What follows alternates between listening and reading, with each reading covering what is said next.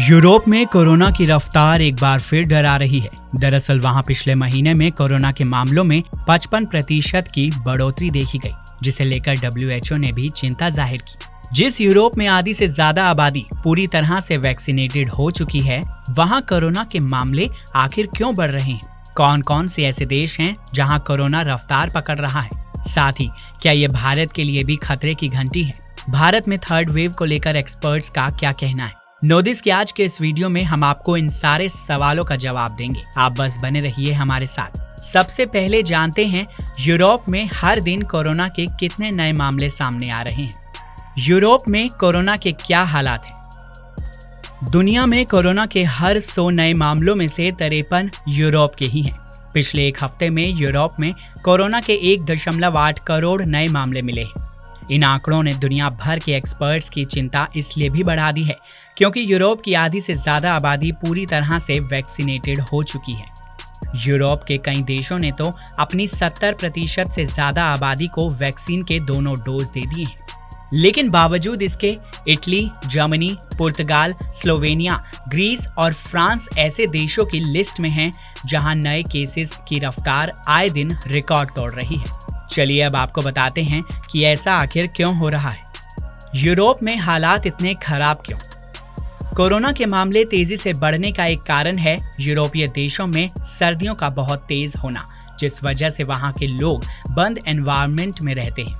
वहां आमतौर पर फ्लू भी सर्दियों के मौसम में ही ज्यादा फैलता है, क्योंकि यूरोप में अभी सर्दियां शुरू हो रही हैं, इसलिए वहां केसेस रफ्तार पकड़ने लगे हैं। वहीं यूरोप के देशों में लोगों को वैक्सीन पहले ही लग गई, जबकि वो संक्रमित बाद में हुए। यानी वहां के लोगों में संक्रमण के बाद शरीर में डेवलप होने वाली नेचुरल इम्यूनिटी नहीं थी, जो कोरोना के केस बढ़ने की बड़ी वजह बताई जा रही है। दुनिया में और कहां-कहां बढ़ रहे हैं कोरोना के मामले? कोरोना के मामले यूरोप के अलावा अमेरिका, रूस, चीन, ब्रिटेन और बेहद सावधान रहने वाले न्यूजीलैंड में भी तेजी से बढ़ रहे हैं। ध्यान देने वाली बात यह है कि इनमें से ज्यादातर देशों में अच्छी खासी आबादी को वैक्सीन दी जा चुकी है। वहीं अमेरिका और ब्रिटेन में तो इन दिनों बूस्टर डोज भी दी जा रही है, लेकिन बावजूद इसके वहां कोरोना फिर से तेजी से अपने पैर पसार रहा है। लेकिन इसका भारत पर क्या असर होगा, और अगर होगा भी तो कब तक? चलिए आपको बताते हैं। क्या भारत में भी आएगी तीसरी लहर? कई एक्सपर्ट्स की माने तो भारत में पहले से ही काफी लोग संक्रमित हो चुके हैं, जिस वजह से देश में लोग कोरोना वायरस के प्रति नेचुरली इम्यून हो गए हैं। आपको बता दें, नेचुरल इम्यूनिटी हमेशा वैक्सीन की इम्यूनिटी से बेहतर होती है। यही वजह है कि भारत में इन्फेक्शन का रेट फिलहाल कम है। भारत और यूरोप में वायरस तो एक ही है, लेकिन भारत में डेल्टा वेरिएंट पहले से ही आ गया था, इसलिए यहाँ लोगों में इस वेरिएंट के प्रति भी इम्यूनिटी बनी हुई है। हमारी बेहतर इम्यूनिटी की बड़ी वजह ये भी है कि देश में पहले लोग इन्फेक्ट हुए, उसके बाद उन्हें वैक्सीन दी गई। हालांकि केसेस में कभी भी उछाल देखने को मिल सकता है।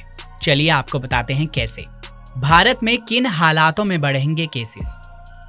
अगर देश में लोगों ने भीड़-भाड़ वाले इलाकों में जरा भी लापरवाही बरती, जैसा कि हमें पिछले दिनों दिवाली पर देखने को मिला था, तो बेशक केसेस बढ़ सकते हैं। अभी तक ये देखने में आया है कि किसी भी पब्लिक इवेंट के बाद केसेस में बढ़ोतरी हुई है।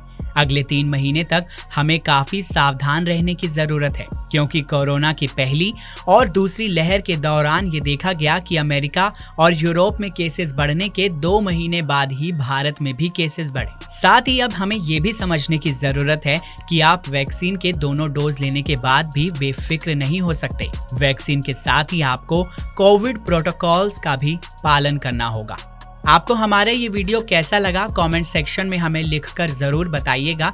इस वीडियो को लाइक करें, शेयर करें। साथ ही देश और दुनिया की तमाम मुश्किल खबरों को आसान भाषा में समझने के लिए सब्सक्राइब करें हमारा YouTube चैनल नोदिस।